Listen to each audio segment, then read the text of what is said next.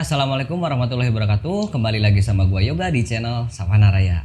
Dan di video kali ini kita lagi ada di segmen sharing nih. Dan kebetulan gua udah mendatangkan salah satu narasumber yang mana narasumber gua ini sangat berkompeten sekali di dalam bidang pendakian karena beliau ini udah mulai mendaki dari tahun 90-an. Jadi udah nggak terhitung nih berapa kali beliau ini melakukan pendakian. Nah, buat lu juga yang sering mantengin channel pendakian, gua rasa udah gak asing lagi nih, karena beliau ini banyak banget tampil di channel-channel YouTube yang menceritakan pengalamannya pada saat mendaki. Tapi sebelum gua ngenalin siapa narasumber gua, jadi gua mau ngasih informasi dulu buat lu semua yang khususnya ada di area Bekasi yang pengen melakukan pendakian tapi masih belum lengkap alat-alatnya. Nah, lu bisa datang ke Akatara Outdoor. Jadi di Akatara Outdoor itu lu bisa menyewa alat-alat pendakian, semuanya lengkap banget di sana dan juga pastinya dengan harga yang sangat terjangkau. Nah, buat lu yang pengen ke sana nanti untuk alamat dan kontak personnya bakalan gua tampilin di kolom deskripsi. Jadi tanpa berlama-lama lagi, langsung aja nih kita sapa narasumber kita, Om Heru Survival. Gimana Om? Baik, alhamdulillah Yoga. Lagi sibuk apa nih sekarang? Kalau sekarang kegiatan gua ini WFH campur WFH ya. Di kantor juga ada seminggu, di kantor 2 kali. Gitu. Berarti masih sebagian besar kegiatan di rumah ya? Di rumah cuman paling 2 hari 3 hari nggak betah enakan di kantor. Tetap di kantor ya? Iya. Oke. Terus terakhir mendaki kapan? Sampai sekarang masih mendaki berarti? Masih. Sempat vakum 10 tahunan, sempat vakum. Kemarin tahun 2019 tuh gua terakhir mendaki ke Gunung Gede. Oh, Gede. Bulan Mei kemarin 2021. 2021. Oh, Mei itu udah mulai dibuka ya, Gede Pangrango ya? Iya, Mei 2021. Dalam rangka apa tuh? Waktu itu dengan para junior mapala gua, terus dengan bikin namanya open trip Moving Together Adventure yang dimana pendakian bersama kali ya? Iya, dimana itu yang bisa yang boleh ikut pendakian tuh yang dua dari organisasi. Oke. Terus ngomong-ngomong hari ini kita bakalan bahas apa nih Om? Karena gini ya, kenapa gua milih Om Heru Survival ini sebagai narasumber? Karena yang bakalan kita korek adalah survivalnya, gitu kan? Nah, ini berkaitan langsung dengan nama beliau nih. Sebelumnya nih Om, sebelum Om Heru cerita terkait dengan pengalaman survival Om Heru. Jadi kenapa sih namanya Om Heru tuh jadi Om Heru Survival? Ada nggak sejarah khusus karena apa? Jadinya sekarang Om Heru jadi nicknya itu? Ya memang kalau pekerjaan gue mas sebenarnya profesional fotografer. Kalau di fotografer nama gue HS Fotografi, kalau enggak Survival Fotografi. Dinamakan Survival itu ya pemberian nama dari mentor gue karena waktu itu gue pernah hilang di gunung Tambora, gitu. Tersesat ya kalau dibilang. Oke. Seperti itu. Dan itu ternyata gue yang bisa mengaplikasikan ilmu survival jika kita tersesat di dalam hutan. Oh gitu. Jadi apa yang Om Heru pelajari dari organisasi itu benar-benar dipraktekkan nih di gunung itu. Iya. Pada saat Om Heru tersesat beneran ya, bukan diksar ya? Bukan. Ya. Oke. Ceritanya gimana tuh? Jadi waktu itu gue pernah mengikuti pendidikan survival ya. Berapa kali ngikuti pendidikan. Yang paling berkesan itu pendidikan namanya Jungle Survival and Basic Course. Itu pelatihannya di Hutan Geger Bentang. Itu kita dilatih oleh beberapa para pendaki kawakan, kemudian ada dari unsur TNI. Di situ kita benar-benar dilatih bagaimana bertahan hidup di alam. Oke, itu kejadiannya tahun berapa tuh? Mengikuti pendidikan itu tahun 94, 96 mengikuti pendidikan itu. Jadi benar-benar di era 90-an Om Heru tuh udah pertama kali deh Om. Kita pengen tahu dulu nih. Pertama kali pendakian pertama itu kemana? Terus tahun berapa? Pertama kali pendakian itu tahun 89 malah. Malah lebih lama juga ya. Kemana tuh? Masih SMA ya, karena gue tinggal di daerah Jakarta ya paling dekat mah kita mah gunung, karena kita tinggal di Jabodetabek. Paling Gunung Gede, Pangrango, Salak. Gitu. Yang paling gampang kan? Iya, paling dekat ya. Paling dekat untuk Jawa Barat. Dan itu waktu itu masih kelas berapa ya? 2 SMA kalau nggak salah. 2 SMA ya. Masih umur berapa? 17 tahun. Oke, jadi nanti Om Heru bakalan ceritain ya pengalaman survivalnya dari mulai berangkat sampai dengan kondisi survive-nya di gunung ya. Tapi sebelum itu Om, sebentar dulu. Jadi sebelum itu buat lu yang penasaran sama cerita lengkapnya ketika Om Heru tersesat di Gunung Tambora ya tadi Om ya? Iya. Di Gunung Tambora, kita lihat dulu yang satu ini.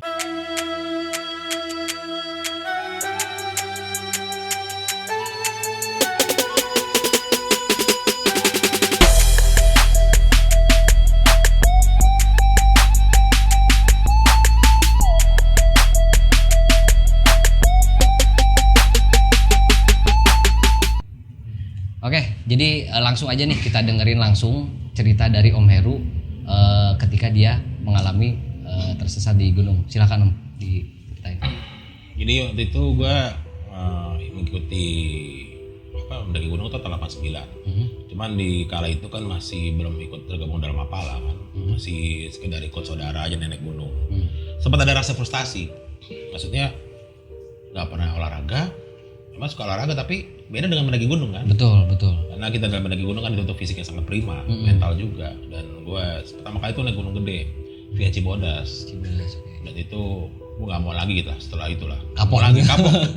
Tapi lambat laun, terus gue saudara gue kalau lihat tas dengan carry-carry itu yang keren gitu dengan ikat kepala zaman dulu. Kayaknya stylish banget gitu ya. Kok keren banget gitu ya. Kemana mas? Mau kemana kak? Naik gunung. Ayo dong naik gunung lagi. Nggak mau. Karena traumanya ialah kayak dipaksa gimana sih kalau orang nggak pernah kayak orang nggak mau naik jalan tapi dipaksa gimana sih seperti itu. Sempat ngomel dulu selama perjalanan. Mereka tuh kan sekarang nggak boleh kan, nggak boleh dulu ya. Cuma karena kondisi waktu itu dipaksa. Cuman anehnya kayak waktu naik gunung gede misalnya udah berapa jam jalan dipaksa. Dulu badan gue belum segini, masih kuyus lah. Tapi anehnya kok begitu sampai di puncak itu kok rasa lelah itu hilang. Lihat pemandangan sangat bagus. Tapi begitu turun kan PR-nya turun banget. Iya, jangan lupa setelah naik kita harus turun. Iya. Waktu itu gue juga kesiksa tuh, sempat istirahat total selama seminggu di rumah tuh. Pakai pegal-pegal segala macem. Terus selama beberapa bulan gak naik gunung dan gue kapok gitu. Kapok lah. Sampai gue lihat lagi serombongan anak-anak muda, tetangga, saudara gue lihat dengan carry-nya, akhirnya gue naik gunung lagi. Nah waktu itu gue belum masuk Mapala dan gue begitu masuk kampus di tahun 91. Dulu di kampusku ini ada namanya Mapala, tapi gue pindah daftar waktu itu masih calon mahasiswa baru, emang gak ada buka pendaftaran. Akhirnya gue sama teman-teman gue berinisiatif bikin suatu grup mahasiswa pencinta alam namanya Maparat di tahun 91. Akhirnya terbentuknya tahun 92 di Gunung Salak namanya Maparat.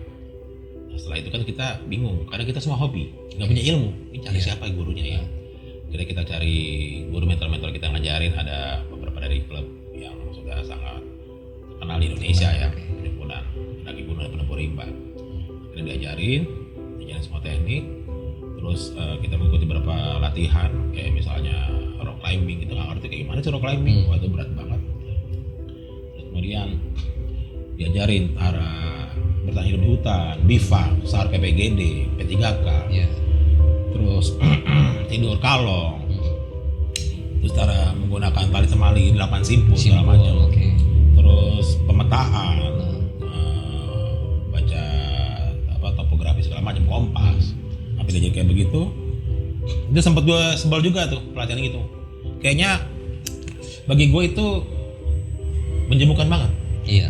Udah kuliah nih, dipaksa untuk menghitung peta gitu loh. Tapi ngapain banget kan, gue bilang, gue naik gunung aja. Berarti itu masuknya ke navigasi darat kali ya? Navigasi darat, betul.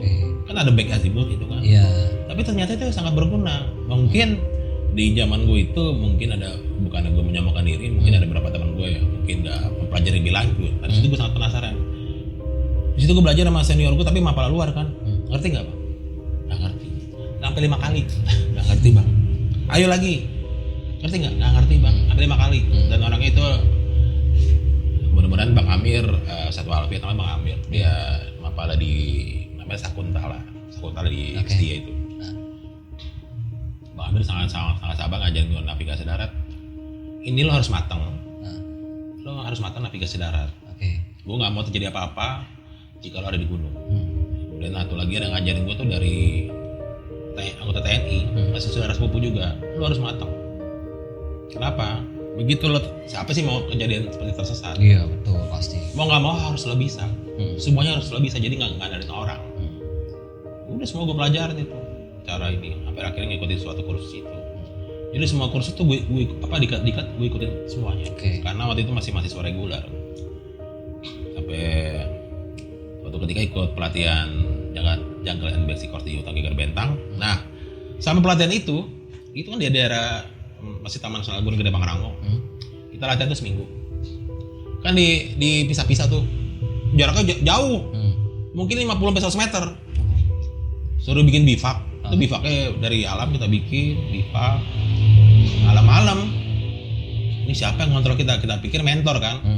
Ini siapa? Malam-malam kayak nyamperin bivak kita, tapi kan karena kita udah capek banget kan. Biasa namanya pendidikan kan. Paginya kita nanya. Kalau dulu bilangnya tuh mentor tuh Chief, malam itu kamu Chief malam itu kontrol tenda ini bivak kita ya? Enggak, ngapain lu kontrol tenda lu? Terus semua pada merinding semuanya. Berarti malam itu siapa yang kontrol kita? Iya. Cuma kan waktu itu kita nggak ngambil pusing. Singkat cerita, tahun gue melakukan pendakian memang banyak ya kejadian kalau boleh dibilang mistis dan misteri ya. Terus tapi ya pada dalam umur gue sekarang ini ya, umur gue 48 tahun ini, anggaplah itu bonus. Siapa sih mau kena mistis? Iya betul. Nggak ada sebab akibat. Nah sampailah pas di tahun 94 temen gue ngajakin ke Gunung Tambora yuk. Gunung Tambora di mana ya? Gunung Tambora di Nusa Tenggara Barat di Provinsi Nusa Tenggara Barat. Udah di peta, buset. Bali, Lombok, Sumbawa, di Pulau Sumbawa, buset jauh banget. Nah, akhirnya dari kita ekspedisi itu waktu kita berlima dari kampus, adalah beberapa sumbangan kita jalan. Itu jalan menuju ke sana aja itu seminggu. Di perjalanannya aja itu? Iya. Belum sampai mendakinya belum. Ya? Naik bis, nyambung lagi. Jakarta Surabaya. Surabaya ke Tapang tuh, Banyuwangi, nyebrang ke Bali. Dari Bali nyambung lagi naik bis. Ujung Bali itu 8 jam. Nyebrang lagi dari Bali ke Lombok, naik ferry 4 jam. Dari Lombok ke ujung Lombok lagi itu berapa jam tuh? Dari Pulau Lombok ke Pulau yang Sumbawa tuh 2 jam nyebrang, itu udah habis jalan. Sampai ke base campnya hampir seminggu. Karena estafet ngeteng. Naik bis ferry, terus kita juga nginep juga di Losmen. Di Losmen masih 50.000 kali, kalau sekarang nggak tahu. Sampai ke dulu itu minim banget. Kalau kita dan bodohnya lagi kita lupa bawa peta, kompas bawa. Dan singkat cerita sampailah di Gunung Tambora itu namanya Desa Pancasila. Kalau mungkin sekarang udah bagus. Iya. Desa Pancasila itu karena kita minim data, terus semuanya kita belum pernah naik Gunung Tambora, kita sepakat menyewa seorang guide. Kayak porter lah ya kalau sekarang ya. Iya, guide.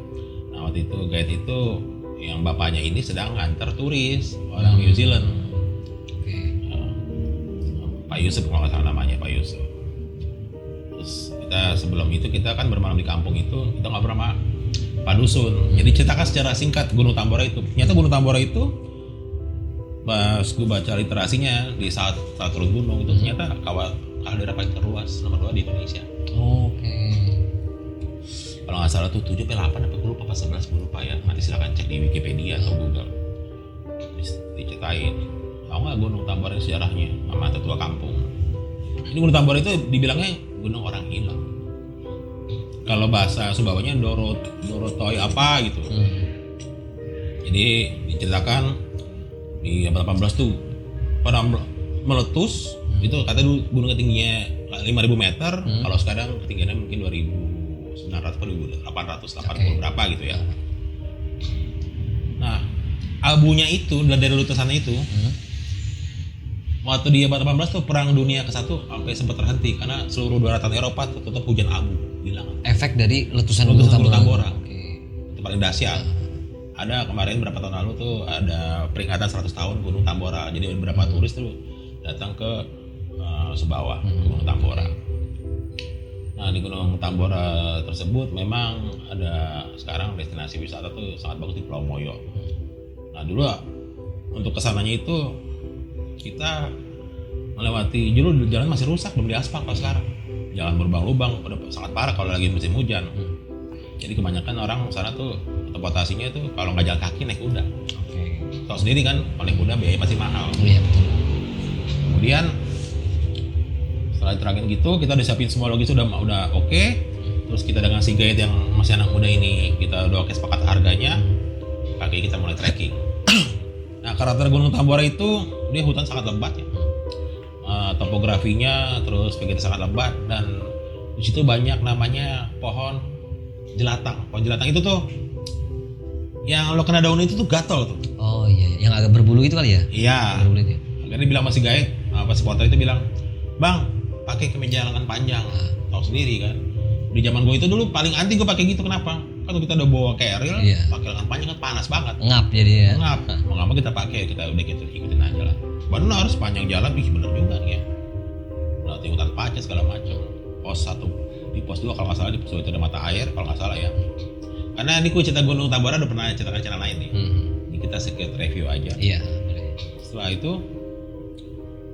nah setelah pos kalau nggak salah kita berapa jam kita akhirnya nge-camp dan bermalam. Terus dan Gunung Tambora itu gunung jarang didaki orang. Oke. Jadi zaman dulu itu gue boleh pakai bawa ini golok.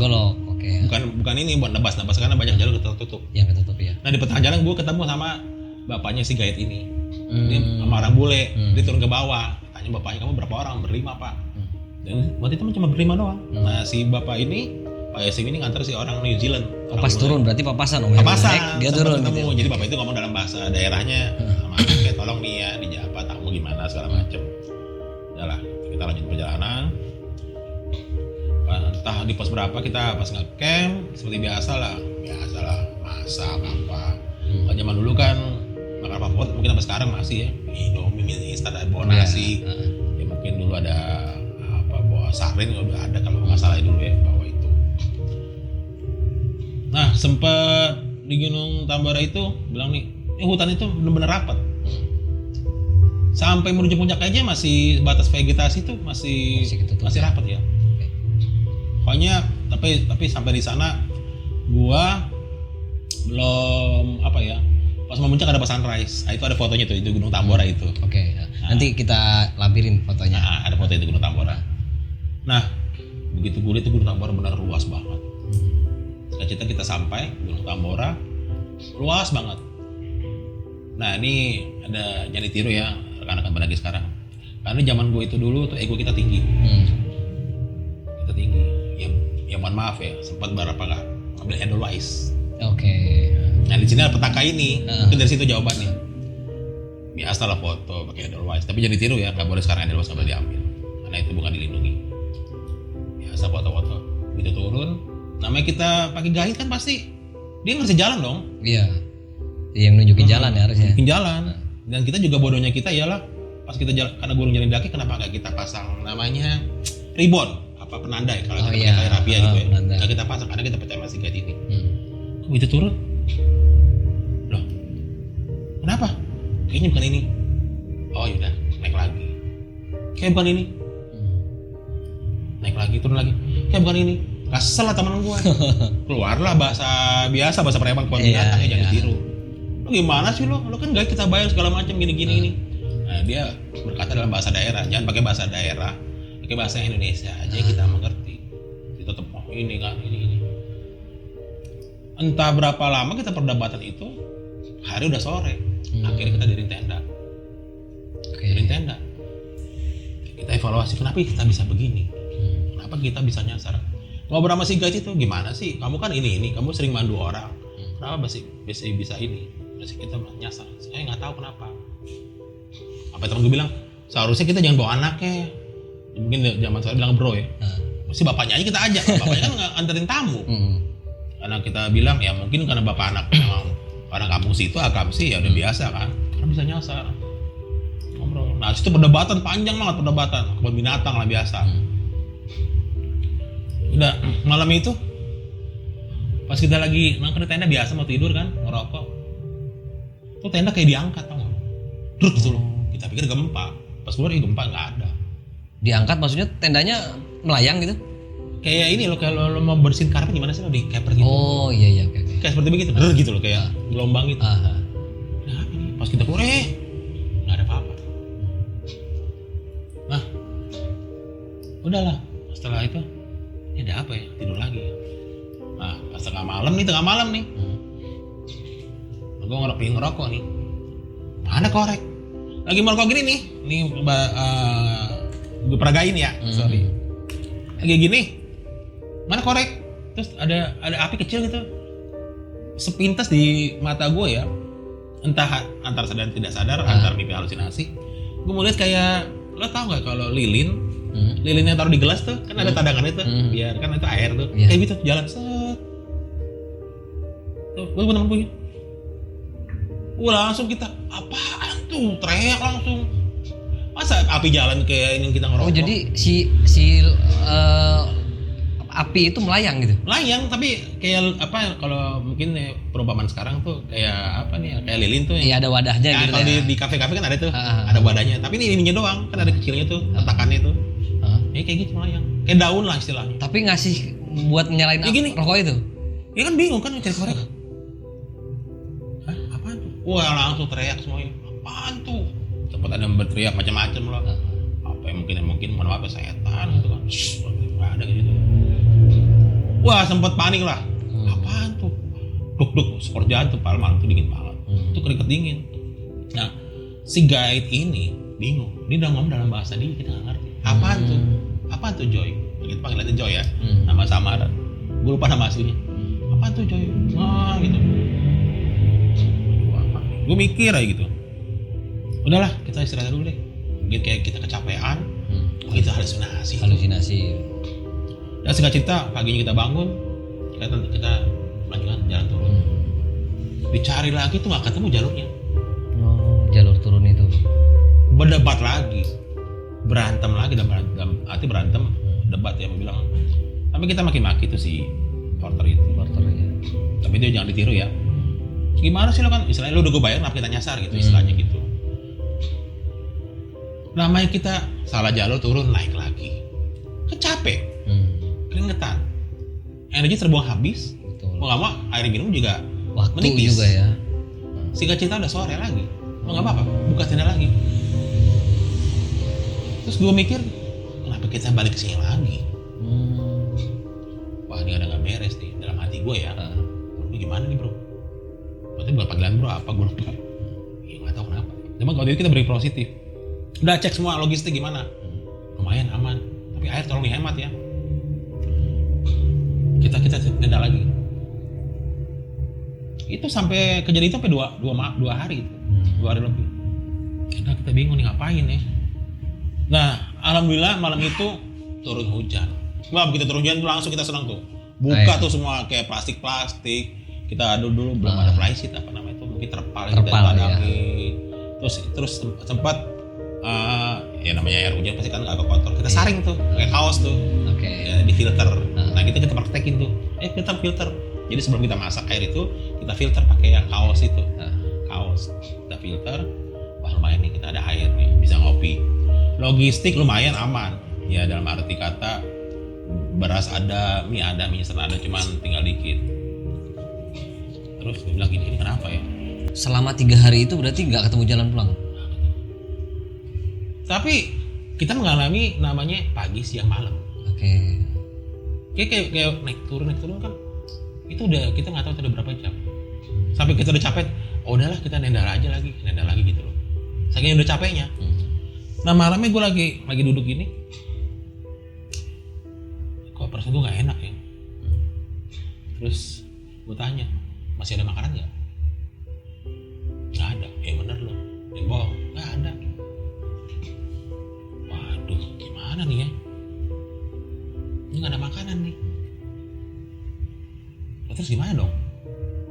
Jadi kita pakai ilmu kita. Ilmu apaan nih? Survival yang dikasih tahu mentor kita. Lu jangan sekarang nih malas nih bang. Gue liatin teman gue semuanya ini. Ini antara gue mimpi atau halusinasi. Ini kenapa teman gue semua perangannya beda semua. Jadi ada begini nih. Gue mau turun sendiri deh. Gue mau cari bantuan. Udah deh bodo amat deh. Gue di sini aja deh. Oh, lo nggak usah pikirin gue apa yang mau gitu. Karena tidak menemukan jalan pulang. Ke mental berarti ya? Oh mental itu, dihantam tuh mental. Gue juga sempat, waduh, jangan sampai ke begini ya. Tapi gue akhirnya flashback ke para mentor gue dulu. Di gunung di alam bebas, tidak ada yang bisa menolong diri lo sendiri kecuali lo. Praktekkan apa yang sudah gue ajari, manfaatkan seluruh isi hutan. Gue ingat sampai sekarang. Udah gini aja lah. Udah diem aja, kalau nggak ada mau jalan udah gue cari. Di situ gue nggak pikirin namanya mungkin KPG, kuntilanak pocong genderuwo gitu ya. Banyak gue bodo amat. Ada kodok gue nggak ada pikirin macam-macam. Gimana caranya gue bisa makan? Itu lo tahu nangka hutan gue ketemu seneng banget. Nangkanya belum matang bro, tengah matang. Nggak kayak nangka yang di pasar ya dijual ya mah. Iya.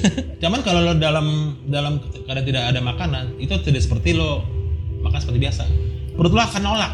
Muntah gua. Ya, semua ada muntah. Nggak segampang kita. Karena kayak, asing gitu ya di dalam perut tuh makan itu kita asing. Biasa iya.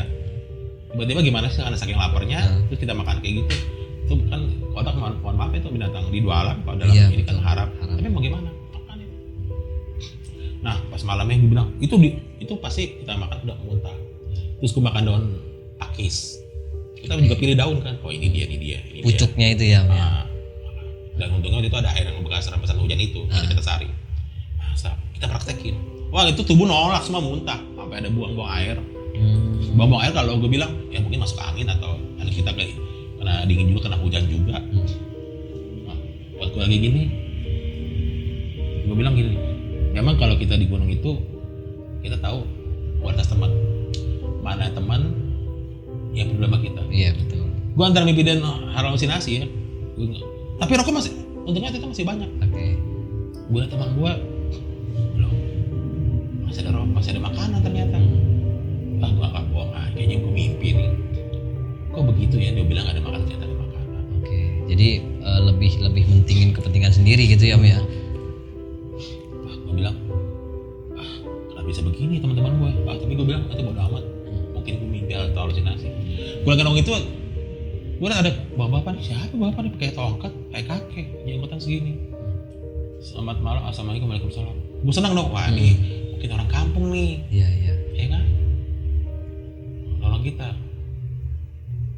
Terus dia, loh gak ada aku mimpi nih. Nah di tenda itu malam kemarin hujan ya. Pas gue lihat, wah gue lihat ada obor tuh jalan. Jangan-jangan ini orang kampung nyari kita nih. Gue zaman dulu ban headlight pakai senter. Gue ban senter. Nah gue merinding. Si yang porter ini, bang jangan di senter bang. Mas jangan di senter. Gue senter, gue senter. Obor doang nyala. Orangnya gak ada. Baru situ semuanya ngeliat 6 orang lihat semuanya. Jalan. Hah? Gak ada orang. Itu langsung semua teriak. Ya mama mungkin anjir gitu lah. Masa gitu. Semua pernah lihat. Mungkin itu bang jadi center.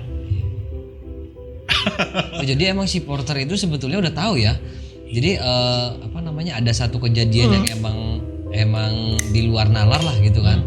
Jadi karena Om Heru ini nggak tahu ya penasaran mungkin kalau kita sih yang nggak tahu emang logikanya dipikir itu lampu itu obor ada yang bawa gitu kan.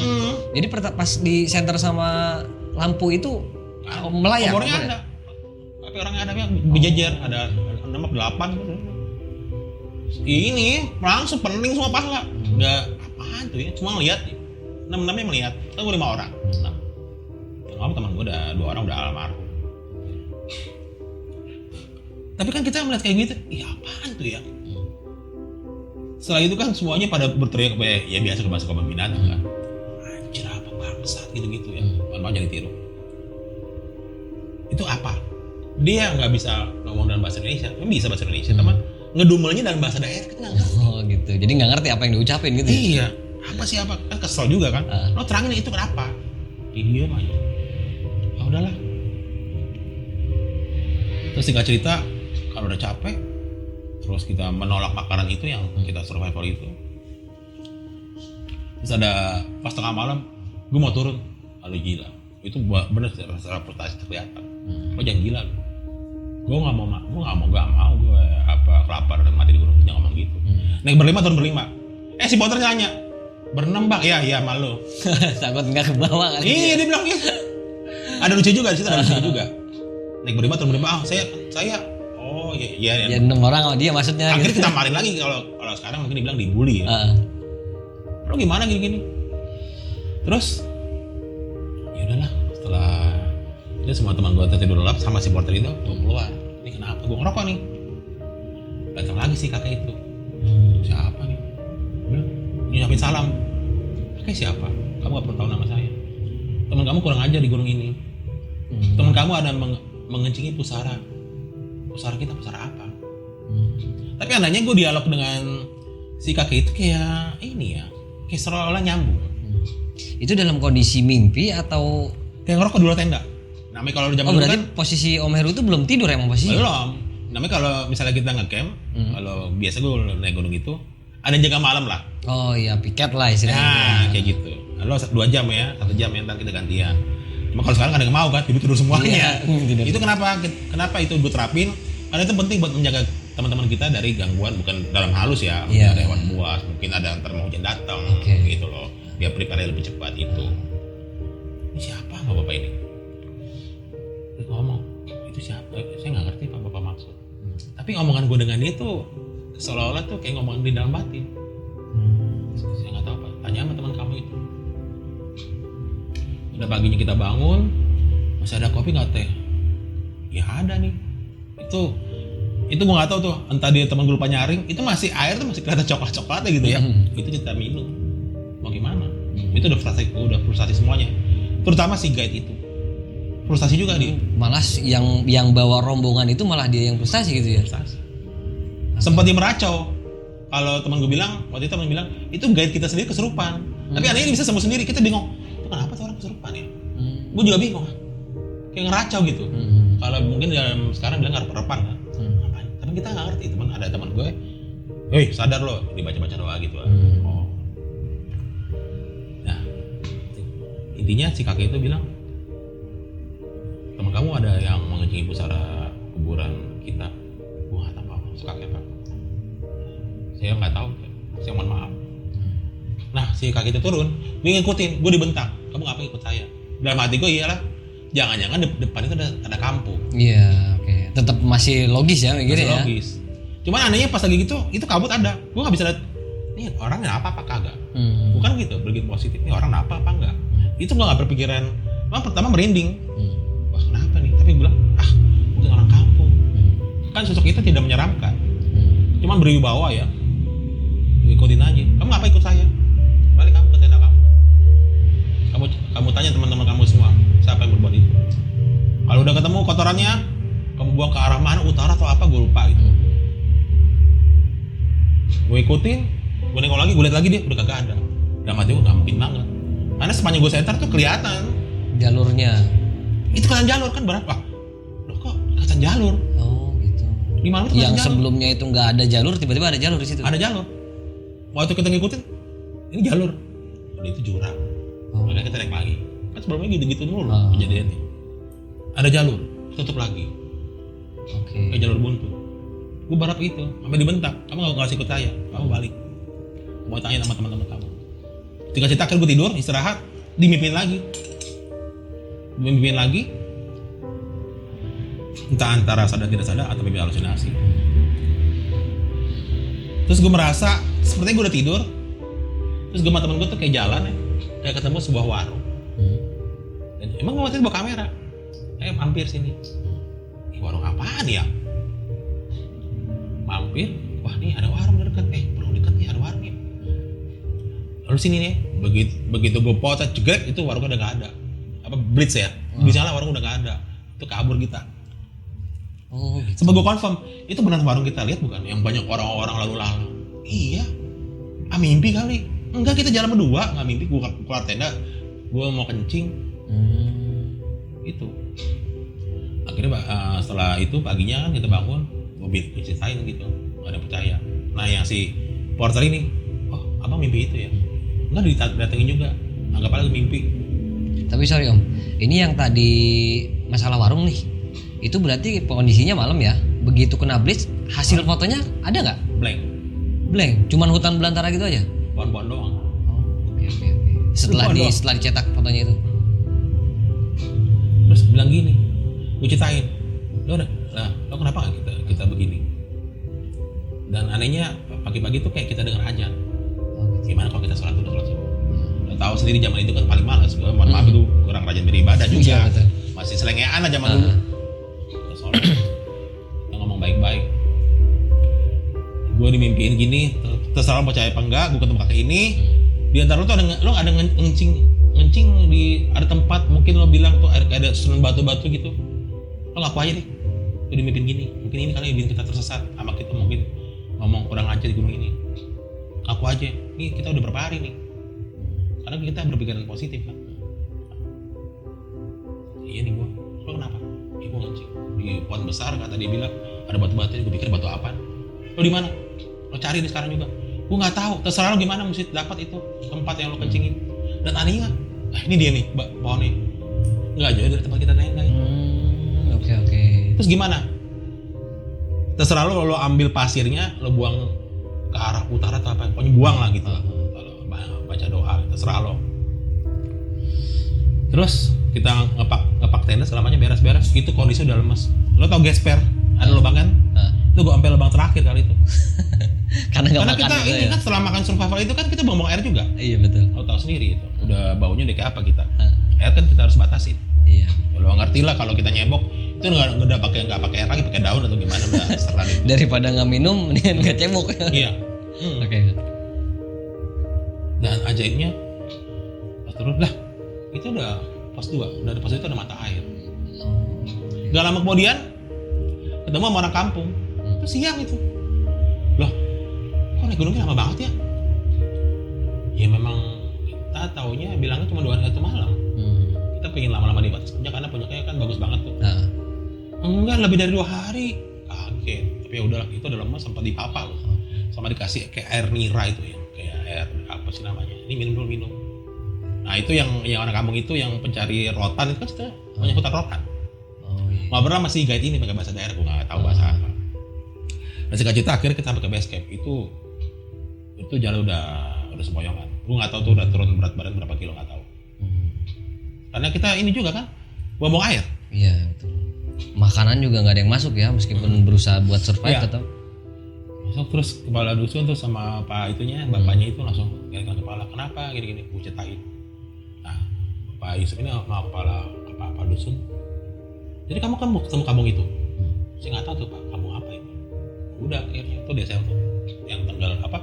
Kesapu letusan Tambora. Jadi memang dulunya itu memang ada desa benar. Nah, dulu ada kerajaan, jadi dibilangnya begini dari legenda daerah situ. Dulunya ada pemuka agama Syiar gitu ya.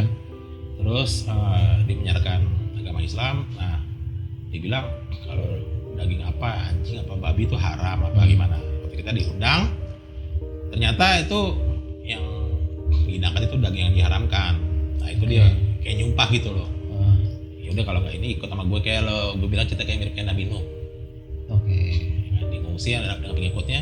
Kan gue bilang gunung itu meletus, kesapu semua tuh berapa desa itu. Jadi semacam ada kayak apa ya, kutukan gitu kali ya?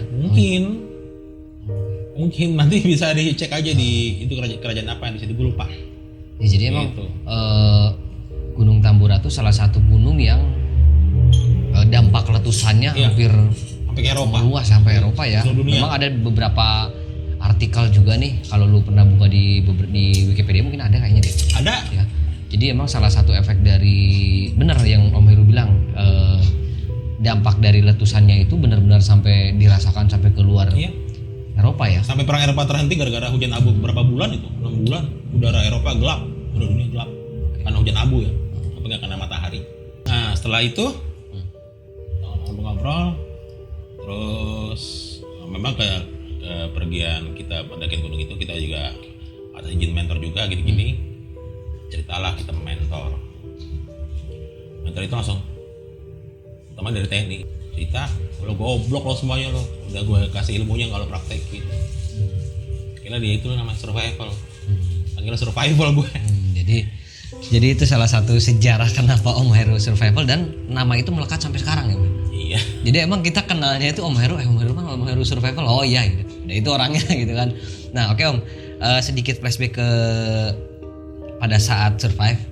Jadi emang bisa dibilang apa yang ditemuin ya itulah yang dimakan gitu ya Om ya. Termasuk mungkin tumbuh-tumbuhan, terus juga hewan. Dan kita baca botani. Oh gitu, oke. Boleh nggak sih Om kasih tips ke kita nih, atau kasih sedikit pengetahuan ke kita, apa sih kira-kira tumbuhan yang bisa kita konsumsi pada saat memang kita kehabisan logistik, atau mungkin hewan, atau mungkin gimana caranya berburu untuk kebutuhan makan gitu pada saat kita melakukan pendakian atau tersesat lah kadang-kadang gitu. Sebenarnya sih kalau sekarang ilmunya gampang, bisa lo pelajari di Google maupun di YouTube ya. Yang penting pertama kunci satu, ketenangan. Nomor 2 jangan panik. Nomor 3 baru kita terapin itu semuanya. Kalau cari daunan yang bisa dimakan ya daunnya jangan berbulu. Terus lumut itu juga mengandung air, kita peras tapi kita saring lagi. Terus masalah hewan, ya mohon maaf, masalah itu hewan itu haram atau gimana, mau nggak mau kan untuk bertahan hidup dalam kondisi tertentu dalam kondisi tertentu ya. Seperti itu. Dan di survival itu walaupun lo sudah punya ilmu itu semua dalam teori, tapi kalau lo keadaan panik nggak bisa itu.